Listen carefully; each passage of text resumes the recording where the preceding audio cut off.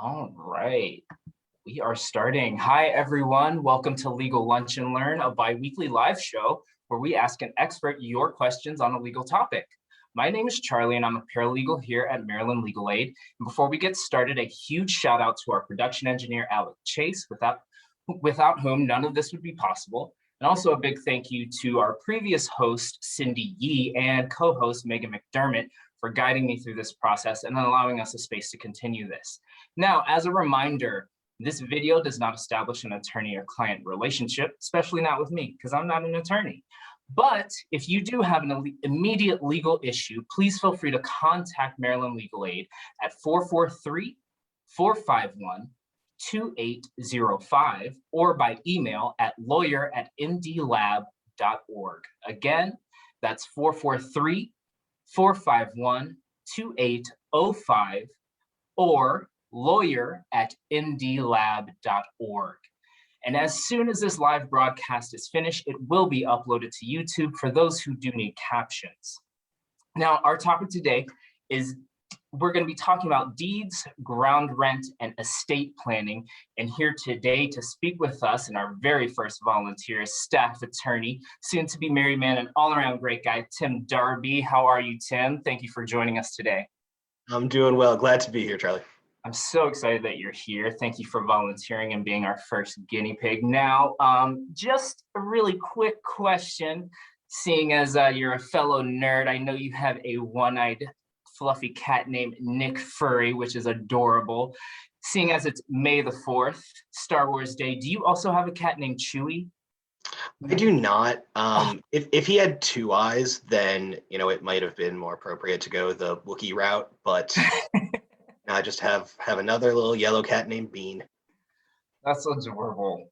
Well, anyway, let's get this going. So I think some people probably think they have a great idea about what deeds are, but could you mind telling us exactly what a deed is? Sure. So at its very core, a deed is a document that is recorded amongst the local land records to signify the conveyance of a property interest. So every piece of property has a deed, from a house to Camden Yards. Everything has a deed, every discrete piece of property. Interesting. So are there different components to a deed? Is it just flat out, hey, here's the deed, kind of Looney Tunes style? So generally speaking, a deed will have who it's going from and who it's going to. So the transfer and the transferee. So if I were to convey my property to you, it would say Tim Darby to Charlie Long. It also has the way that title is held. If it's one person, if it's multiple people, and if it's a leasehold or a fee simple. Okay. So when you said something about referring back, or like, is this like a kind of tracking process for the deed? Yes, absolutely. So every deed is, or it should, refer back to the previous deed. So it'll say in one component, see the deed labeled or filed in book, then a number, then page, and then a number. And that refers back to the previous deed that is recorded in the land records. So if I were to give you my house, then it would refer back to the deed where I got the house. And then it would say who gave me the house. And then that'll refer to the deed before that, on and on and on until we get to the deed that actually established the property in the first place. Oh, that's cool. That's really awesome. So this is kind of like a family tree for the house, as far as like, who's connected to this house, where it's been, and everything. That's kind of pretty. That's exactly pretty awesome. Very ancestry.com. It is. And it's really cool because you can see, not just who owned it, but, when it was constructed. And then if you go all the way back to some of the really old properties, it'll be handwritten and it'll have, that old-timey font where the S's look like F's, and you can find out some cool history like that. That is pretty cool. I know there are a lot of properties in Maryland that have been around, and in Baltimore that have been around since the 1800s, and I think it's really cool when people can trace those things back and find pieces of who was there, the history of their house. Now, you did happen to say at least one word that I didn't understand, and I think they tied into ownership. Um, when you said like ownership, what do you mean by that? Sure. So when I say ownership, I mean if it's multiple people, how they own it together, because there are three different ways that multiple people can own a piece of property all at the same time. And then also whether there is a ground rent. So whether it's what we call a leasehold or whether someone owns it in fee simple, which means that they don't owe a ground rent on it. Um, Fee simple, I think, yes, that was the one that you said before, when we were speaking about components. Can you speak more about the fee simple or versus the leasehold? I think more people might have an idea of what a leasehold is, but it might be helpful to like kind of say, hey, this is this and that is that. Certainly, unless you are a homeowner in Baltimore or practice this kind of law in Baltimore, you probably don't know about what this kind of leasehold is because it is very specific to this metropolitan area. Okay. So it's not like a traditional landlord-tenant relationship. Basically, what a leasehold signifies that there is a ground rent, and what that basically is way back in the day in like the 1800s, after even before then, there were only a few property owners in the state of Maryland.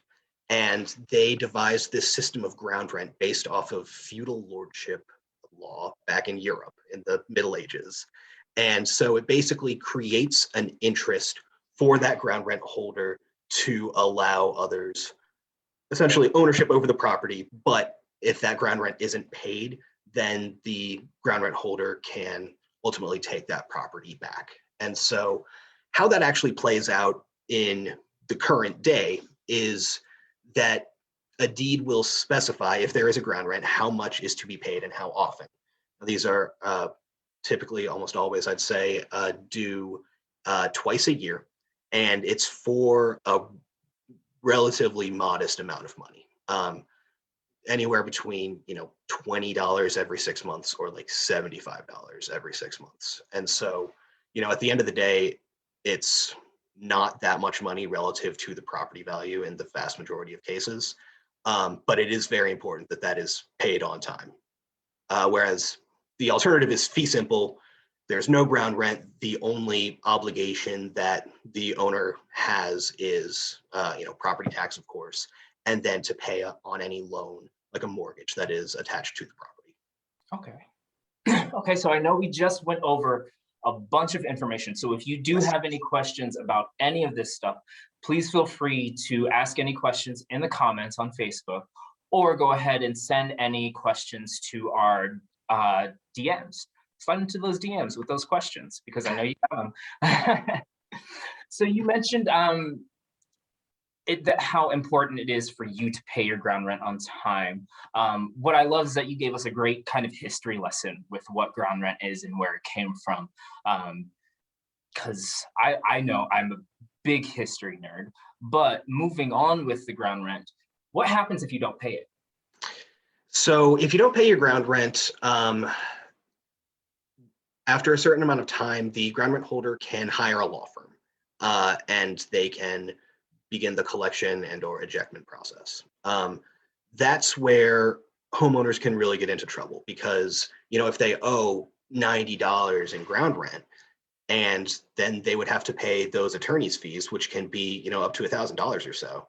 And so if that's not paid, then they can start that process of, getting back that property. And so if it's not paid with regularity, then the ground rent holder can tack on those attorney's fees, which, for the vast majority of properties is very much worth paying because the property is very likely worth more than that ground rent plus the attorney's fees.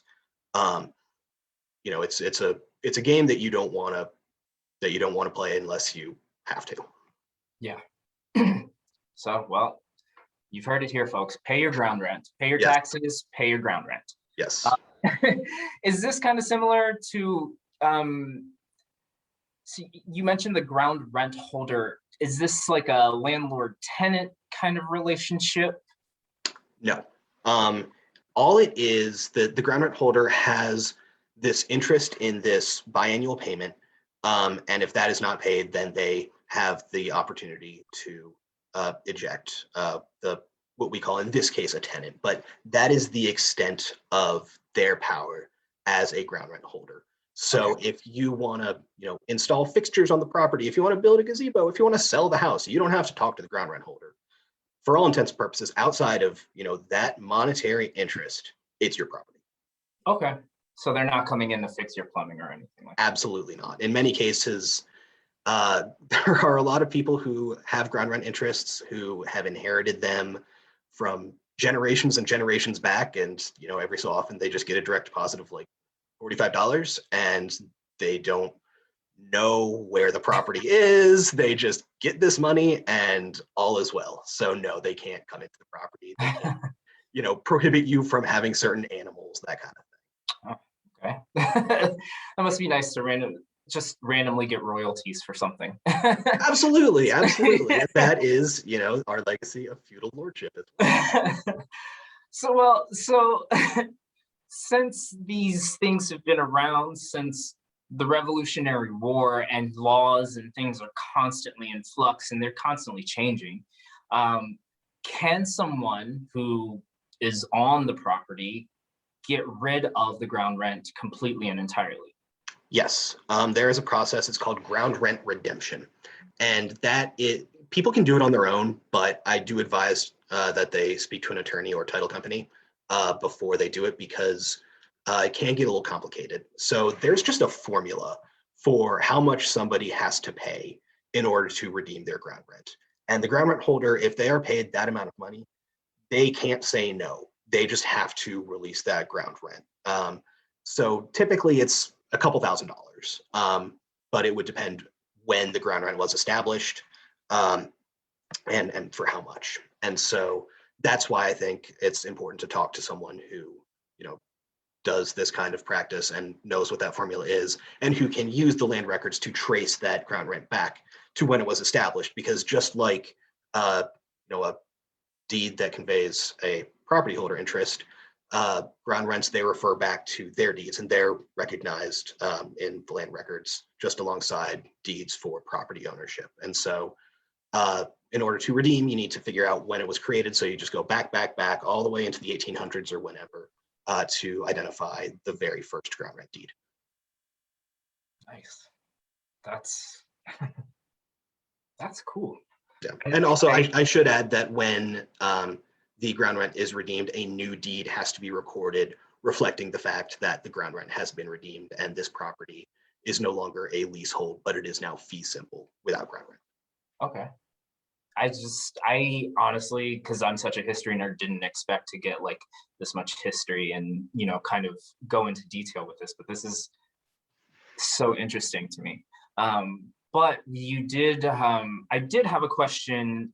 You did hit on something earlier, and it was about 3 different ways to own a property, because you did mention deeds and fee simples again. What different ways can they own a property? How is that divided? Certainly. You kind of cut out there. You're talking about multiple people owning a property? Yes, multiple people. I'm sorry. Yes. Okay, no worries. That's technical difficulties. All right. So the 3 ways that people can own a property, I will start with the simplest and hopefully easiest to understand. So we call tenants in common. It can be anywhere between 2 and however many people exist in the world. Let's say that it's 3 people who all own the property together. They each have their own discrete interest in the property, a 1/3 interest, and they can do with it as they please. They can give it to someone else. They can give it to one of the other owners to then create a 2/3 interest for that person. They can put it in their will. That is their discrete property. Imagine it like a pie cut into 3 pieces. And then the second is what we call a joint tenancy with the right of survivorship. So imagine that property is that pie, but we're just not cutting it. Everybody shares a 100% interest in the property. There's what we call the right of survivorship with this. So when one person dies, then the other 2 still keep sharing that 100% interest in the property. And when that second person passes away, unless there has been some kind of transfer of the property agreed to by the owners previously, then that last remaining person will take title to the entire property. It is their property, no one else's. And a big difference between these two with that right of survivorship is that in that first example, the tenants in common, when one of those 1/3 holders passes away, then that's going to go to their heirs. It doesn't automatically go to the other owners of their discrete pieces. We also should talk about debt collection before we get into the third and final way of owning property for multiple people. So let's say in a tenants in common scenario that, let's say we have person A, person B, person C. Person A gets into a car accident, hurts someone, gets sued, and loses. That person who has a judgment against person A can come after person A's interest in the property. They cannot come after person B and C because their interest, their 1/3 interest, is discretely theirs. So there's not that risk that is associated sometimes with the tenancy, or excuse me, the joint tenancy, where they all share that pie. So let's take that example again. Person A gets into a car accident, hurts someone, gets sued, and loses. There's a judgment against them. The holder of that judgment, the person who was hurt in the car accident, can come after that entire pie now because it has not been divided between the 3 interest holders. So people B and C, even though they had nothing to do with the situation at all, they weren't sued, they can lose their interest in that property. And I know I hope I made this as simple as possible, but it is kind of a difficult concept to understand. So when we talk about the third way, this is a tenancy by the entirety, and this is exclusively for married couples. And this is very similar to the joint tenancy with the right of survivorship, except there is protection against debtors. So let's say that person A and person B are married. Person A gets into a car accident, hurts someone, gets sued, and loses. Because person B is also on title as a spouse, as a tenant by the entirety, the law figures that to be the marital home and gives that certain protection. So that judgment holder is not going to be able to come after the property because person B had nothing to do with that lawsuit in the first place. I spit a ton of information at you, Charlie. Do you have any questions about anything I just said? I know it's a big concept. I can understand. It's helpful that you break it into a kind of like, if you think of it as the pie, it is very helpful to think of in separate sort of situations where the tenants in common, everyone can take their own individual piece of pie. Mhm. Like I don't have to share my pie with you. You can keep your cherry pie, I'll keep mine. However, joint tenants, everyone has to have equal shares and equal bites of the pie, pretty much is what you're saying. Yes and no. Imagine I don't like equal share or equal bites. We're Okay. just all holding this pie together. It is our pie. We Okay. all share 100% interest of the pie. We're not cutting this pie. Okay. All right. Okay. All right. That definitely makes a ton more sense. So it stays whole. Yes, got it. And tenants by entirety, like you said, it's only for married couples. I think this one's a little bit easier to understand. And there's also kind of more protections that go along with kind of, I guess, saving the property almost from any It's sort of bad things that may arise due to one person or the other. essentially, yes. There is that protection. If one person has a judgment against them that the other is not involved in, then yes, there is that protection. And that's what differentiates it from a joint tenancy with the right of survivorship. Otherwise, they're exactly the same, except joint tenancy can have more people. So what does happen, however, with like tenants in common if, like, say for instance, like you said, someone wanted to sue person A for that car accident and there's still person B and person C. So Mhm. now what happens to that slice of person A if it does get taken? So at the end of the day, what would very likely happen is that judgment holder who ultimately would come to own person A's slice of the property, they would file what's called a partition action. And that's basically a court order to sell the property. They don't have to do this if the other holders of the property, buy them out or agree to sell the property.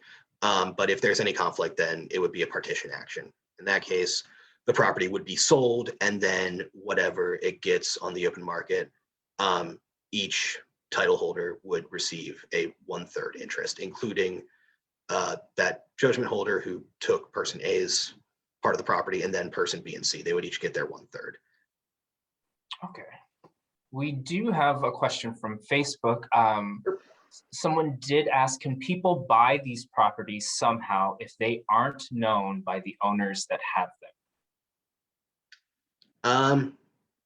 I'm not sure I entirely understand the question. Let's see.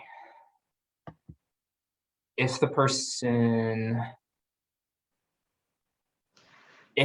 who did ask that question, give us a little bit more clarification for your question. We'll definitely answer it again. But we're going to keep moving on. With all that information that we just have, how does it relate to estate planning?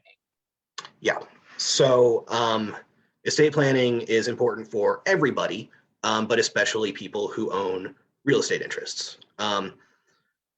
When we talk about multiple people owning a piece of property, how I mentioned the joint tenancy with the right of survivorship. If an individual owns a piece of property as a joint tenant or as a tenant by the entirety, they should have a will. But if that will says, I leave my property to my daughter, and then they pass away before another title holder, that daughter's not getting the property unless the last remaining title holder, A, is the daughter in the first place, or B, does something either with the deed or in their will to transfer the property to the daughter or to whoever else they choose. That's interesting. Because I know that most of us, think that once we shed this mortal coil, that our will is going to be, the last legal binding thing that we have to say, hey, this goes here, this goes here. Is that really enough to make sure that a home gets transferred in the proper way that you want it to? Do you need it? Would you suggest more? Do you need more? I would suggest that everybody, when they are making their estate plan, talk to an attorney. Sometimes a will is enough.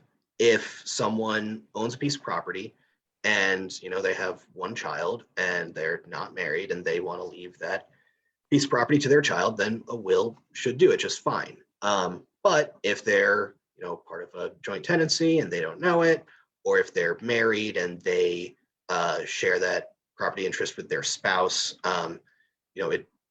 it's very case specific. So sometimes a will is enough. Sometimes you should have more than a will. You should have a new deed. And I think we can get into this a little bit later about what these different kinds of deeds are that someone can file for estate planning purposes. But it's, again, very case specific. So talk to an attorney and they can walk you through the process about what's best in your specific situation and for your family. So just be as thorough as possible. Pretty much. Absolutely. Absolutely. Yes, I think that's absolutely the best advice to give, because it is important to be thorough when it comes down to these things. Especially when someone passes, people tend to get into, family members will get into fights over this was said and that was said. That was said, he told me this and I was supposed to get that, which actually ties into one of our client questions that we had from Facebook. Question is, I'm getting older and want to make sure that my son owns my home after I die. Is adding him to the deed the best way to do this? Maybe. It depends. So there are a few ways that this client can go. She can, if she owns the property just by herself, she can make a will and then make him, or just say that after she passes, she wants that house to go to her child. That does come with a few speed bumps, just because an estate would have to be opened on her behalf. An estate being the legal entity that represents a person who has passed. So for me personally, I have all of my legal interests, my assets, my debts that I have right now. After I pass away, an estate would need to be opened. I'm not here to have those assets and debts, so it would be the estate of Tim Darby. Okay. So an estate would have to be opened, and then a notice to creditors would have to be sent out. And that is basically a hear ye, this person has passed away. If she owed you any money, make a claim into the estate. If there are claims from, say, medical bills, credit cards, that kind of thing, those have to be settled before that asset can be distributed. So if somebody is a homeowner with a lot of personal debt, a will probably isn't the best way to go, because those debts have to be settled before any assets like the property can be distributed.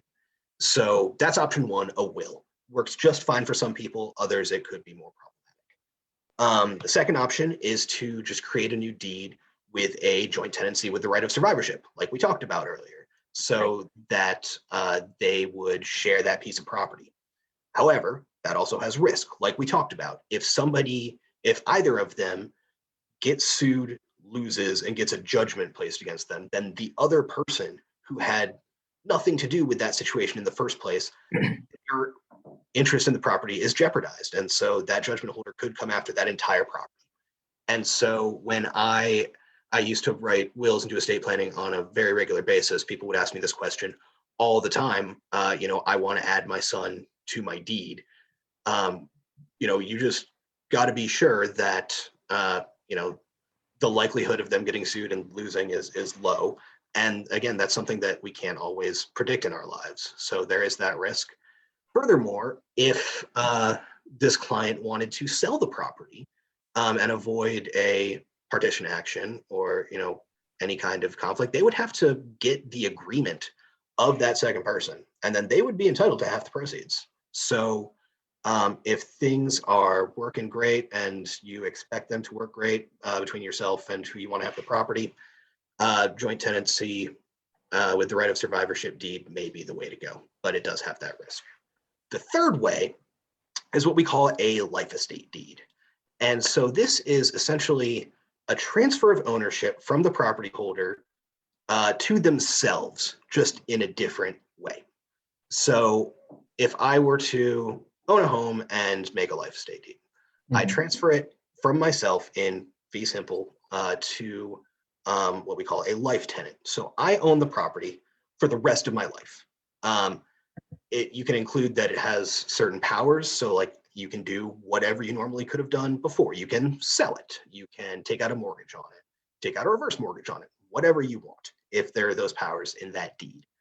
However, there will be a person or multiple people in that deed referred to as remainders.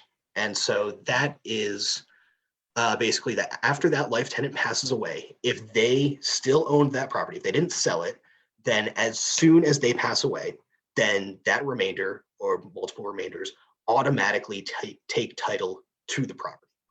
And that is generally safer than creating a deed for joint tenancy with the right of survivorship, because let's say it's just one remainder, and let's say he gets sued and loses during the life tenant's lifetime. They can't, or that judgment holder cannot come after the property, because that life estate remainder does not own the property at that time, because the original person is still alive. So all things considered, it's very case specific, but generally speaking, I would say that a life estate deed is probably the safest way to ensure that title transfers upon the homeowner's passing. Now you mentioned I mean, you're going to be mentioning deeds a lot for this, of course, but if someone wanted to add someone to their deed or tell exactly what is on their deed, how do you go about that? Do you just speak to your attorney, reach out to Certainly, you can reach the out state? to, yeah, you can reach out to an attorney. You can reach out to Maryland Legal Aid. And I guess basically, if you just personally want to see what's on your deed, the best way to do that is to go to the State Department of Assessment and Taxation, SDAT, their website. And they have a search tool where it's like a drop-down menu. You choose whatever county you live in or Baltimore City, and then you just type in your address. And then it'll show a bunch of information about your property, including a deed reference, if the most recent deed was recorded anytime since like the late 60s. You can then take that deed reference to the Maryland Land Records website. You have to make an account, but it's free, and it's pretty simple to do. You can then put that deed reference in. It'll say book and then a number and then page or liber, same thing, number. You just put that in into the land records database, and it'll show you your deed right there. But as far as actually changing the deed, that's a very risky game for people to do on their own. I would very much recommend going to an attorney or a title company to accomplish that, just because there are a lot of things that can go wrong if you don't know exactly what you're doing. Okay. Yes. If, let's say, someone had a mortgage on their property, Mhm. can they change their deed after They speaking to an attorney or someone? Yes, typically they can add someone to their deed either as a life estate remainder or a joint tenant with the right of survivorship. Um, Mortgage companies typically don't really care as long as the mortgage is being paid. But again, that's something that the person should really speak to an attorney about beforehand, just because the more debts that are on a property, the more risk there is for something to go wrong, and so definitely it should be dealt with by a professional. And if people are added to a deed, Mhm. are these people, person, whoever, are they responsible for paying the mortgage if does happen? So yes and no. They are not personally responsible for paying the mortgage. If the mortgage never gets paid again, the mortgage company can't come after them directly because they never signed that mortgage in the first place. Okay. However, the mortgage company can foreclose on the property. So if they want to keep that property, it is in their interest to pay the mortgage. But if they don't, then it's not going to hurt their credit. They can't go into collections. The worst thing that's going to happen is that that property goes to the lender and then potentially ultimately a foreclosure purchaser. Okay. So is this similar to if someone were to inherit a property with a mortgage?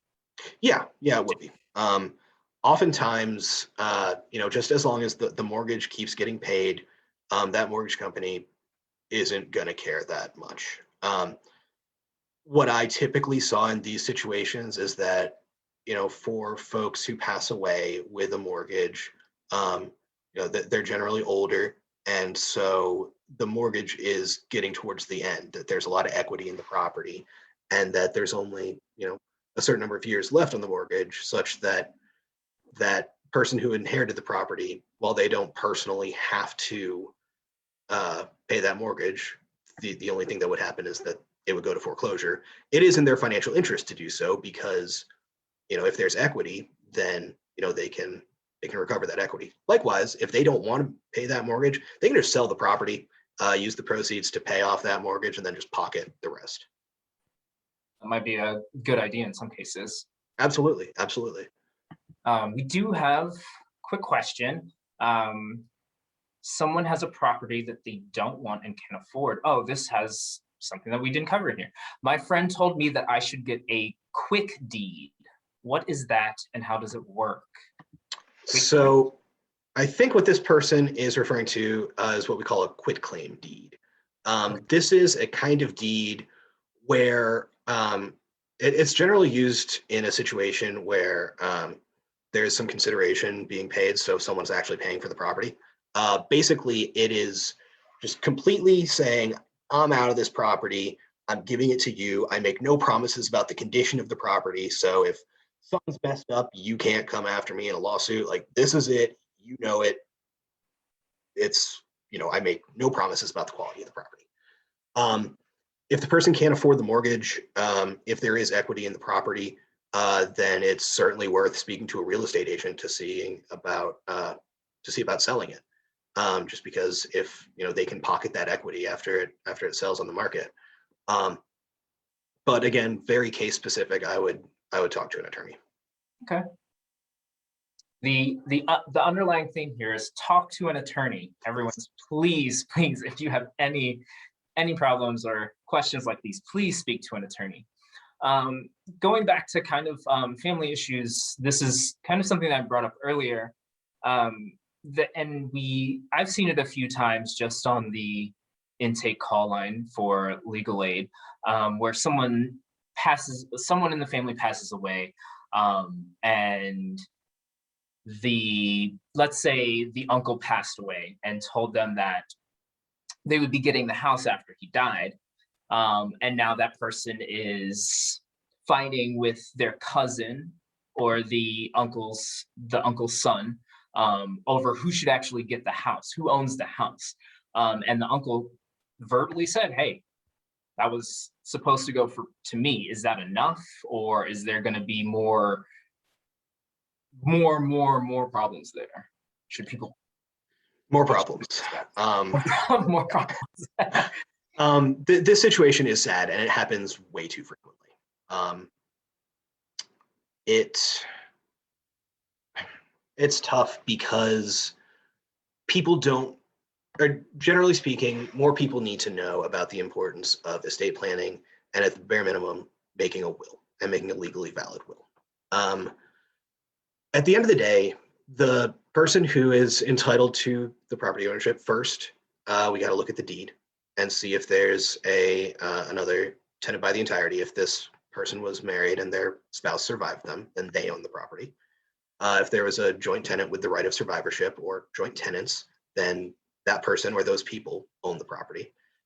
But if it was a sole ownership, let's back up. If there's a life estate, then that life estate remainder or remainders own the property.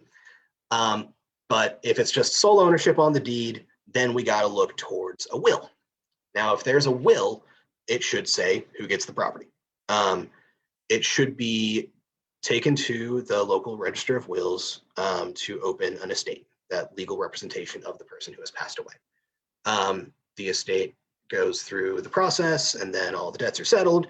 Then whoever in that will gets the property, or whoever the will says should get that property, a new deed can be constructed, granting them that property. Then recorded, that person, those people own the property. The sad situation that we see too often is that it's just a sole ownership, there is no will, and different people say different things about what the person who passed away wanted. Yeah. It doesn't matter what they said. What matters is if there's a will or what's in the deed, or failing either of those, intestacy laws. These are laws that say who gets what after a person passes away without a will.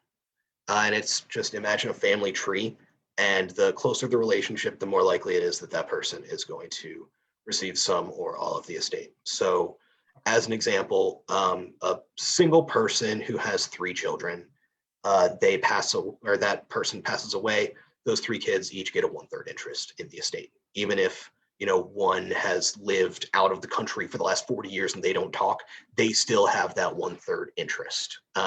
Relation. Okay. Yeah. Likewise, if one of them passes away, one of those children passes away, then their heirs would be entitled to their 1/3. And so this can get really complicated if the last recorded owner of the property passed away 30 years ago and had a big family. And then it's just a matter of identifying, like the entire family tree, who's alive, who's dead, who gets what percentage of the property. And it can get really messy. And oftentimes it's a problem that can't be solved.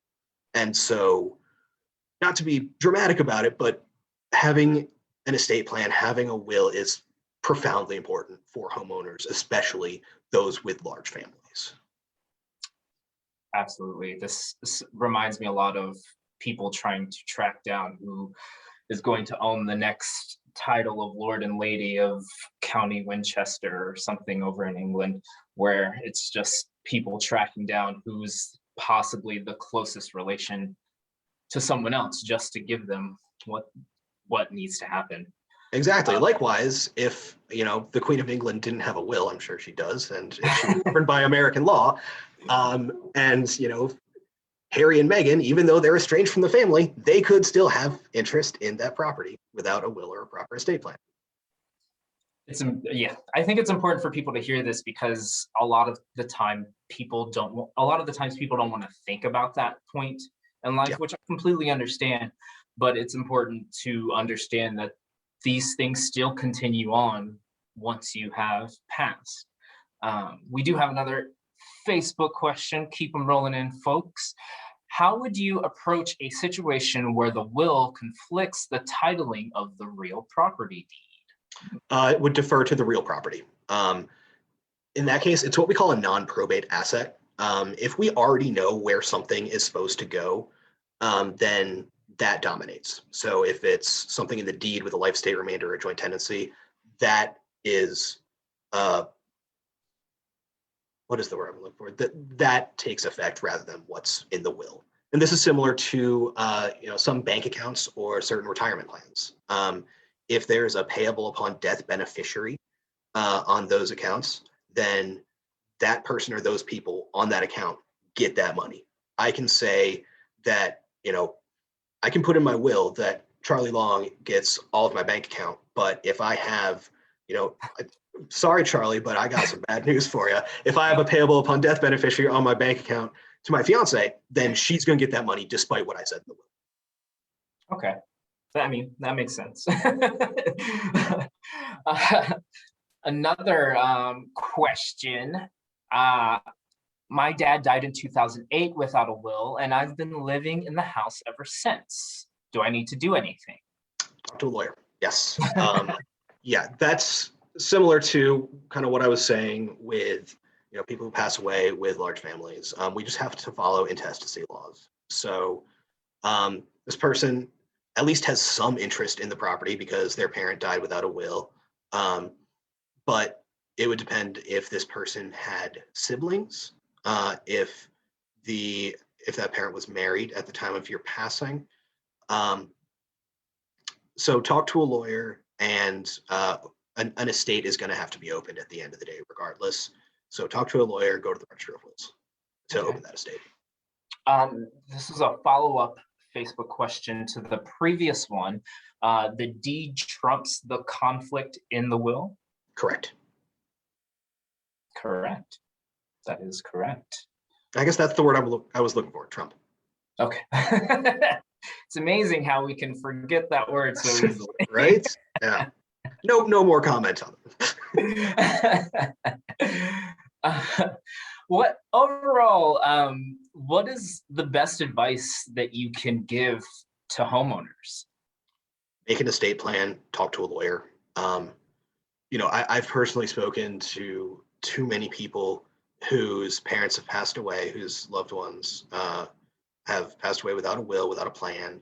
And, they know that, they wanted certain people to have their property, but just by the way that intestacy laws work, that's not the way that it legally shakes out. So you just need to have a plan, talk to an attorney to put it in action, and you can always change your estate plan, be that a deed or a will, as long as you are of sound mind. So it's not like you're almost never putting anything in stone, but have a plan and execute that plan. Have a plan and execute that plan. Those are words to live by, certainly. But yes, have a plan, execute that plan. We're going to see if there are any more Facebook questions. as we're getting to the end here, if there are any important things, Marylanders who are watching out there right now, that you would like for the audiences to know about deeds, ground rent, or estate planning, please add them in the comments, put them and slide into the DMs, send us all of the information that you would like everyone to know that we may not have covered. If you do have more questions, please feel free to ask them in the comments or the DMs, and we will try to answer those questions the next time we come back. Thank you again, Tim, for joining us for joining me this week, and for speaking about deeds, ground rent, and estate planning. I certainly learned a lot. I hope everyone else did. Speak to a lawyer. Absolutely. Thank you for having me, Charlie. This was fun. Of course, of course. In 2 weeks, thank you all for joining us. In 2 weeks, that's 2 weeks, not next week, 2 weeks from now, on May 18th, I will be talking with Maryland Legal Aid's Erica Bulow to answer your questions about unemployment insurance benefits and the most recent changes to them. I know there are a lot of questions out there, especially with a lot of more upheaval going on with those benefits at the moment. Now, if you have any questions about next week's topic, please feel free to leave a comment down below or email us. And remember to share this video if you find it helpful. Also, just an early one, happy early Mother's Day to any moms or soon-to-be moms out there. Hopefully you are able to celebrate it this year in a proper way, since we could not last year. So happy Mother's Day to everyone out there. Absolutely. And shout out to my mom, Maddie, who I know will be watching this on recorded. So happy Mother's Day. Shout out to all the shout outs. Shout out to my mom, Louie. Oh my gosh. Happy Mother's Day, Mom. But again, if you have any questions about the topic for next time, leave a comment down below or email us. Or if you do have any questions or comments about this week's topic, feel free to leave those comments down below. Share this video if you find it helpful. And again, tune in Tuesday, May 18th at noon for our next Legal Lunch and Learn. Thanks again, y'all.